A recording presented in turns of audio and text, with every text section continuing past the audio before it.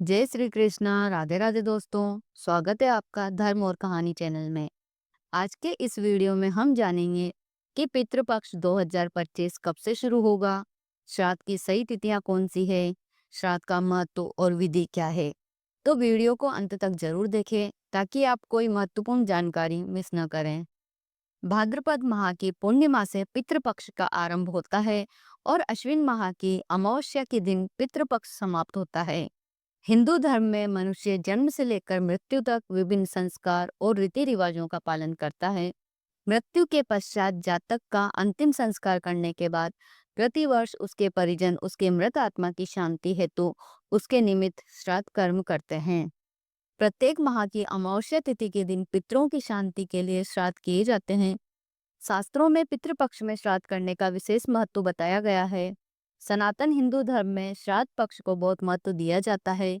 श्राद्ध पक्ष की अवधि में लोग अपने पूर्वजों एवं पितरों की आत्मा की शांति और प्रसन्नता हेतु धार्मिक कर्मकांड और तर्पण आदि किया करते हैं।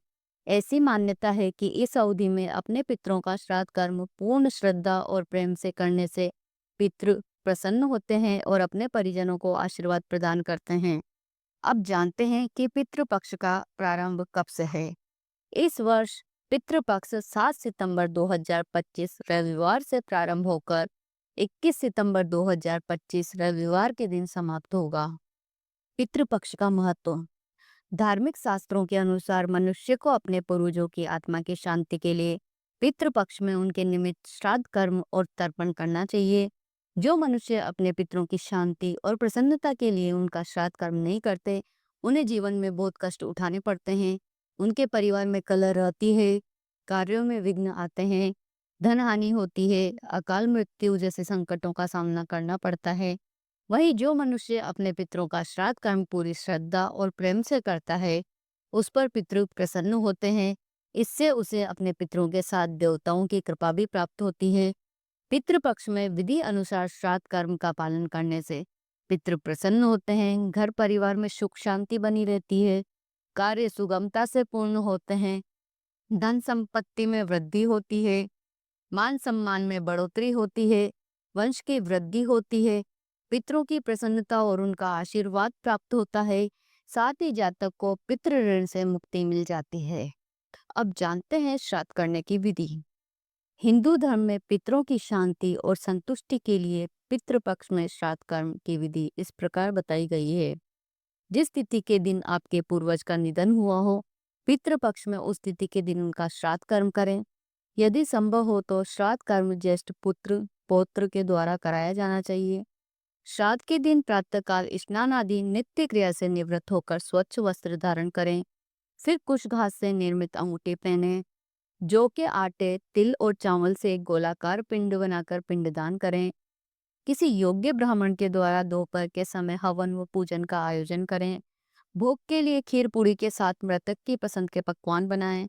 इसके बाद जो भी पकवान बनाया हो भगवान को भोग लगाएं, फिर अग्नि जिमाएं। भोग लगाने के बाद उसमें से एक भाग गाय, एक भाग कुत्ते और एक भाग कौवे के निमित्त निकालें और उन्हें यह भोजन का भाग खिलाएं।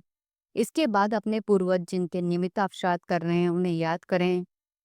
तत्पश्चात किसी योग्य ब्राह्मण को भोजन कराएं और सामर्थ्य के अनुसार दक्षिणा देकर संतुष्ट करें।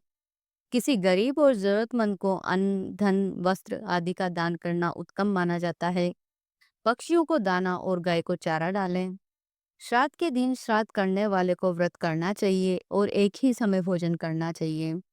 संभव हो तो श्राद्ध कर्म किसी योग्य और विद्वान ब्राह्मण से करवाएं। यदि किसी को अपने पूर्वजों की मृत्यु की तिथि के विषय में कोई संशय हो तो वो अश्विन मास की अमावस्या, जिसे सर्व पितृ कार्य अमावस्या भी कहते हैं, उस दिन उनका श्राद्ध कर्म कर सकता है। अब आगे जानते हैं कि पितृपक्ष के दौरान ऐसे कौन से काम हैं जो हमें नहीं करने चाहिए। सनातन हिंदू धर्म में पितृपक्ष के दौरान शुभ काम करना वर्जित है, जैसे नया वाहन खरीदना, नया मकान खरीदना, नई वस्तुएं खरीदना और उनका उपयोग करना। विवाह आदि शुभ काम पितृपक्ष में नहीं करने चाहिए। पितृपक्ष के दौरान मांसाहार, शराब, तंबाकू, धूम्रपान व अन्य व्यसनों आदि से दूर रहना चाहिए। संयमित आचरण करना चाहिए। श्राद्ध के दिन नाखून नहीं काटने चाहिए, साथ ही दाढ़ी और बाल भी नहीं कटवाने चाहिए। पितृपक्ष के दौरान घर के द्वार पर आने वाले किसी मनुष्य या पशु पक्षी का अनादर नहीं करना चाहिए। जो भी कोई द्वार पर आए उसे भोजन आदि से संतुष्ट करके ही विदा करें। श्राद्ध कर्म संध्या, रात्रि, बहुत सुबह या अंधेरे के समय नहीं करना चाहिए। पितृपक्ष में गायों, ब्राह्मणों, कुत्तों, चींटियों और कौवों को भोजन करवाने का बहुत महत्व बताया गया है। अब जानते हैं कि पितृपक्ष में किस दिन किसका श्राद्ध करें। वैसे तो मृतक की तिथि के अनुसार ही श्राद्ध कर्म किया जाता है, लेकिन कुछ विशेष प्रकार के श्राद्ध करने के लिए शास्त्रों में पितृपक्ष की कुछ तिथियां निर्धारित की है। यदि परिवार में किसी की अकाल मृत्यु हुई हो तो उनका श्राद्ध चतुर्दशी तिथि के दिन करना चाहिए। पितृपक्ष की नौमी तिथि के दिन विवाहित स्त्रियों का श्राद्ध करना चाहिए। इस तिथि को माता के श्राद्ध के लिए भी शुभ माना जाता है। पितृपक्ष की द्वादशी तिथि के दिन सन्यासी पितरों का श्राद्ध किया जाना चाहिए। अश्विन माह की शुक्ल पक्ष की प्रतिपदा तिथि के दिन नाना नानी का श्राद्ध करना चाहिए। पितृपक्ष की पंचमी तिथि के दिन अविवाहित जातकों का श्राद्ध करना चाहिए। जिनकी मृत्यु की तिथि ज्ञात न हो उन सभी लोगों का श्राद्ध अश्विन मास की कृष्ण पक्ष की अमावस्या अर्थात सर्व पितृ कार्य अमावस्या तिथि के दिन किया जाना चाहिए। अब जानते हैं पितृपक्ष श्राद्ध तिथियां।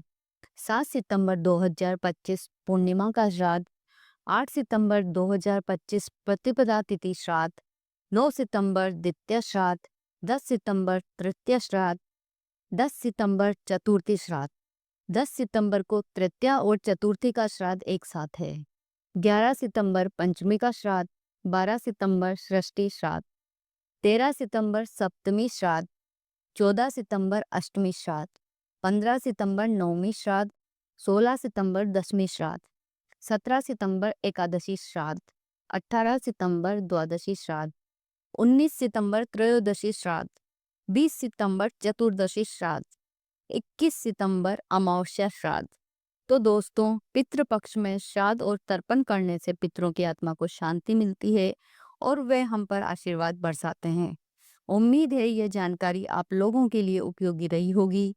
अगर वीडियो पसंद आए तो इसे लाइक और शेयर करें और हमारे चैनल धर्म और कहानी को सब्सक्राइब करना न भूलें ताकि ऐसी ही धार्मिक कथाएं और जानकारी आपको मिलती रहे। जय श्री कृष्णा। राधे राधे।